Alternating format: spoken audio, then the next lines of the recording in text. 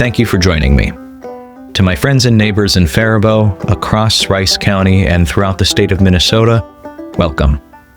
My name is Sam Temple. This is my first Fireside Chat. For those who don't know, President Franklin Delano Roosevelt called his regular radio addresses fireside chats, as families struggling through the Great Depression and World War II could gather around their fireplace, listen to Roosevelt himself on the radio, and better understand their democratically elected government. President Roosevelt used his fireside chats to advance his policy ideas and provide opportunity for action by everyday people. I hope to do the same. This first fireside chat will be a reflection on the last 4 years and how what I experienced leads me to be hopeful today. It has been some time since I last spoke publicly about local issues, though if you know me personally, it probably doesn't feel like that long. For many of you, the last time you heard from me this way was during my 2022 campaign to serve as Rice County Commissioner for District 3 here in Faribault. That campaign put me in conversation with a lot of my neighbors. Many were working-class people who had never had a local candidate knock on their door or ask about their concerns. It was these visits that kept me motivated every day to continue the uphill battle of being a first-time 21-year-old candidate. I made it through the primary and on to the November ballot. I lost that race. I was proud to have made it through the primary and received the trust of so many of my neighbors. It was a close race, with a margin of fewer than 200 votes. My only regret was that I didn't knock on 200 more doors. Regardless of the outcome, my experience running for office enabled me to better serve the Faribault community as a neighbor. After the race, I continued to serve on the City of Faribault Planning Commission and the Heritage Preservation Commission into early 2024. During that same period, I made a number of attempts to organize outside of formal government. Some efforts gained traction, and most were short-lived. What I was looking for was an institution, like a nonprofit or civic organization I could plug myself into and be the most effective public servant I could be. But what I found was a lack of resources so severe that every organization aligned with my values had to focus on day-to-day operations, getting people the food, water, medicine, and shelter they needed.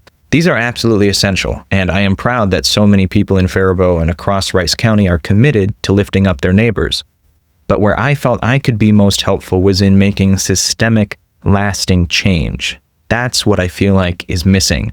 Not compassion or care, but someone leading the fight to make institutional improvements so that our resources need not be spent on emergency services. What I found in my search for where I could be most useful made me incredibly hopeful. And it confirmed how difficult organizing really is and how much persistence it requires. It also made me cautious about how I use my voice to build trust within my community. I don't believe it's useful to comment on everything, to have a hot take or an analysis about every news story. What matters to me is not being the one talking, but making sure something necessary gets said. On the few occasions when I've spoken out publicly in recent years, it's been because I believe there was a gap in the local conversation, and that staying quiet would mean I was compromising my morals. My goal in speaking at events or attending meetings or writing letters to the editor over the last few years has been to meet the moment for those who are voiceless. Those experiences also sharpened my thinking about political parties. I'm not a member of any party, and I don't believe loyalty to an institution is a virtue in itself. Parties, like politicians, are means to an end, that end being an improvement to our material conditions. We know that the world can't change whole cloth in 2 or 4 or 6 years, but people can feel the difference between endless pandering and a good faith effort to fight and improve their lives, even when they come up short. Communicating that effort honestly to your constituents is how good public servants stay in office. Which brings me to Christy Purcell. Christy is the sole rural DFLer left in the Minnesota House, but that partisan fact matters less to me than how she governs. She shows up consistently because she actually lives in her district. She shops at the grocery store down the road, sends her kids to local schools, works part-time at local small businesses, and on top of that, holds regular formal listening sessions to discuss local issues. People in her district know who she is and what she stands for, She doesn't just show up when it's time to campaign or hobnob with business leaders. Her work as a neighbor and public servant is what informs her work in governing, not the other way around. In 2024, I managed Christy Purcell's re-election campaign. I was queasy about wading into party politics, but it was clear to me very quickly that this was Christy's campaign, not the DFL party's. The party was an ally, but it did not dictate how the race was run or how Christy took positions for her constituents. I saw this firsthand. Her priority was serving her neighbors, and the party was simply a means to do that. What that campaign showed very clearly is that people-powered organizing and honest governing outperform purely partisan politics. We didn't rely on branding or empty signaling. If Christy spoke out about an issue, whether it was economic or cultural or political, she backed it up with action and effort. In a difficult political environment where Republicans had massive gains across Minnesota, that approach worked. Christy was reelected because people trusted her. I believe that is why she was the only rural DFLer reelected to the Minnesota House in 2024. While I was gaining grassroots experience on the Purcell campaign, my own life was changing. I got married in the middle of campaign season. In September of 2024, my wife and I learned we were expecting our first child, who was born in April of 2025. My new life as a husband and father clarified my priorities almost immediately. Whether or not I attended a particular meeting or helped organize around a particular issue depended entirely on if I felt my presence would be effective enough to warrant time away from my wife and baby. It means, I hope, that I have discerned a better sense of strategy and tactics when it comes to community organizing. Things changed very suddenly for my family last fall. In September of 2025, as my daughter was just beginning to figure out how to hold her own bottle, I was informed that my job managing the public television station in Northfield was eliminated due to budget cuts. There was no advance notice, and it was quite a shock. That morning, I was strategizing with coworkers on how to communicate messages to the public. That afternoon, I was cleaning out my desk and trying to process what just happened. That night, my family had to figure out how to navigate insurance, childcare, and finances with only one stable income. Our health insurance and most of our household's income came from this job. My wife works at Nerstrand Elementary School, a small tuition-free public charter. It's her dream job, working in a supportive environment with smaller class sizes and proper staff support. However, her salary and level of benefits are much smaller than that of a teacher in a typical public school. Without the income and benefits that came from my job, our financial world changed overnight. Our daughter was only 6 months old at the time. My wife and I had been discussing that perhaps with our next child, she might want to try being a stay-at-home mom if we could afford it. We cannot. Thankfully, things are better now. I was able to stabilize essential income through my small business after a difficult few months, and I feel incredibly fortunate. Many people don't have a budding small business to fall back on. My experience reinforced how fragile stability is for most families, even when they are doing everything quote-unquote right. It also reinforced my conviction that our social safety net needs foundational reform. With all the stress and uncertainty that we experienced, my greatest frustration was not that the work I'd been doing for the last 6 years was down the drain, nor was it the fact that my wife and I had to put off home improvements that would make our home more energy efficient and safe for a newborn daughter. My greatest frustration was that the programs that my former employer ensured me were there to help were convoluted and designed to discourage me from pursuing the support my tax dollars pay for.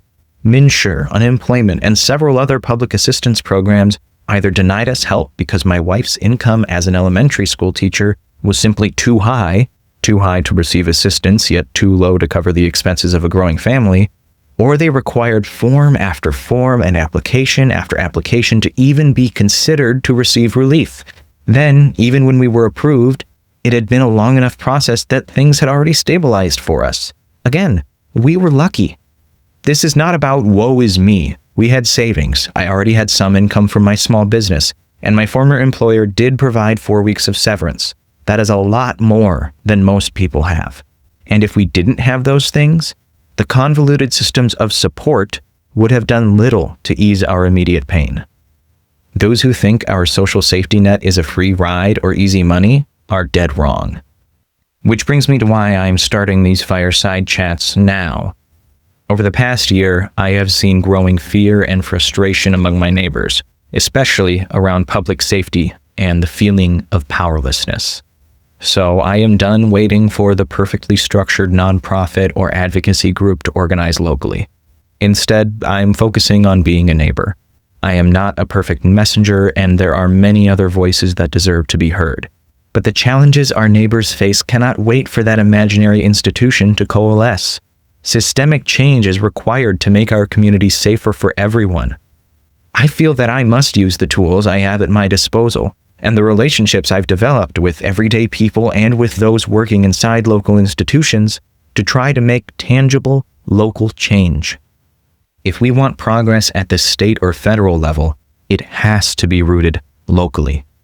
City councils, county boards, and school boards are where accountability begins. Change doesn't happen passively. It requires organized effort.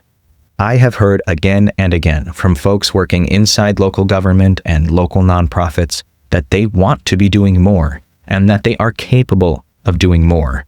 What they lack is the political will from the community to get it done. Constant pressure must be applied to local governing bodies to be more aggressive in improving the lives of working class people. Without that, our civil servants are only allowed to do the bare minimum, and the bare minimum only helps the comfortable. It is up to all of us to do our part, but that doesn't mean it is all on you. We are all living within the same systems. The question is whether we face these challenges individually or together. The most immediate concern I hear right now is public safety.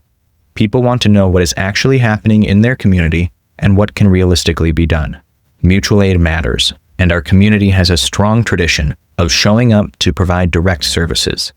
But when unmet needs are recurring and predictable, that means they are systemic problems. Systemic problems require organized solutions. That is where I believe I can be useful right now.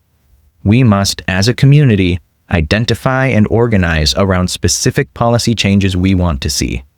Let's say you're concerned about public safety with ICE raiding homes across Rice County. You see families separated without contact, infants being tear-gassed in their car seats, and you watch a U.S. citizen being shot at point-blank range in a blatant display of incompetence just 50 miles away. You rightfully are concerned that the same unpredictable violence may occur if you find yourself in the wrong place at the wrong time in Rice County. Calling Congress and the president may, in theory, enact some kind of reform. In the meantime, direct services help relieve the pain, but it doesn't change the system that continues to cause more pain. The most immediate and effective change you can advocate for is not in Washington, D.C. It is in Faribault. Every law enforcement agency has some policy regarding their collaboration with ICE. You have the right to go through your local law enforcement's policy and decide if you are satisfied with it. If you are unsatisfied, that is when you inform your friends and neighbors about this policy. Let's say you can get a small group passionate about a specific policy from the Rice County Sheriff's Office. Then you can meet with your county commissioners, the sheriff, and the county attorney to advocate for changing a policy. From there comes a potential pressure campaign, which can go on as long as it needs to. If those currently in office won't change the policy, you can show potential challengers in the next election that there are votes available for those who would approve the change. That is one path you can take. If you are persistent enough, you will succeed in one form or another. To quote Franklin Delano Roosevelt, "Never in the history of the world has a nation lost its democracy by a successful struggle to defend its democracy. We must not be defeated by the fear of the very danger which we are preparing to resist. Our freedom would never survive surrender." I have hope, not because I believe things will fix themselves, but because I have seen what happens when people stand side by side and refuse to accept that nothing can change. I believe in this community, and I believe in what neighbors can build together. When Faribault is united, when Rice County is united, only then can we enact the systemic change necessary to make this community safe and prosperous for everyone. When neighbors stand alongside one another and refuse to be divided by labels like race, nationality, religion, or gender, Faribault and Rice County become stronger. When people recognize that in spite of their different identities and backgrounds, they have far more in common with one another than with any billionaire. When we realize that, the balance of power begins to shift. Only together can we take our power back. As I plan to do with every fireside chat, I want to end with a historical reading. Maybe it's an indulgence just for me, but it's my fireside chat. I feel grounded when reminded that humanity has faced massive challenges in the past and persevered. Maybe you will too. Tonight, I'm sharing an abridged version of President Franklin Delano Roosevelt's May 27, 1941 fireside chat, limited to what still speaks clearly to this moment. You heard a bit of it a moment ago. This was delivered when the nation was healing from World War I and the Great Depression. Franklin Roosevelt met that moment with an unprecedented restructuring of society to center the working class. In this address, he discusses the imminent threat of authoritarianism and bigotry that was positioned to destroy all that the United States had built. This is a greatly cut-up rendition of the original speech to speak to today's audience. Think of this like an oratory collage. I will link in the footnotes where you can read the full address with its original context. Quote, "We cannot afford to approach them from the point of view of wishful thinkers or sentimentalists. What we face is cold, hard fact. We do not accept, we will not permit this Nazi shape of things to come. It will never be forced upon us if we act in this present crisis with the wisdom and the courage which have distinguished our country in all the crises of the past. There are some timid ones among us who say that we must preserve peace at any price, lest we lose our liberties forever. To them I say this: never in the history of the world has a nation lost its democracy by a successful struggle to defend its democracy. We must not be defeated by the fear of the very danger which we are preparing to resist. Our freedom would never survive surrender. It is no mere coincidence that all the arguments put forward by these enemies of democracy, all their attempts to confuse and divide our people and to destroy public confidence in our government, are but echoes of the words that have been poured out from the Axis Bureau of Propaganda. Those same words have been used before in other countries to scare them, to divide them, to soften them up. Invariably, those same words have formed the advance guard of physical attack. Defense today means more than merely fighting. It means morale. It means the use of a greater American common sense in discarding rumor and distorted statement. Today, the whole world is divided between human slavery and human freedom. We choose human freedom. We will not accept a Hitler-dominated world. We will accept only a world consecrated to freedom of speech and expression, freedom of every person to worship God in his own way, freedom from want, and freedom from terror. Magna Carta, the Declaration of Independence, the Constitution of the United States, the Emancipation Proclamation, all were ideals that seemed of impossible attainment, and yet they were attained. Odds meant nothing to us then. Shall we now, with all our potential strength, hesitate to take every single measure necessary to maintain our American liberties? I repeat the words of the signers of the Declaration of Independence. With a firm reliance on the protection of divine providence, we mutually pledge to each other our lives, our fortune, and our sacred honor. Thank you for joining me. In my next fireside chat, I will discuss in detail the local ICE policies that I would target for reform. I hope today's reflection inspires you to join me in that advocacy. Stay safe. If you would like to stay up to date on organizing efforts and when there are specific calls to action, go to samuelftemple.com. That is Samuel F. as in Frederickson, temple.com.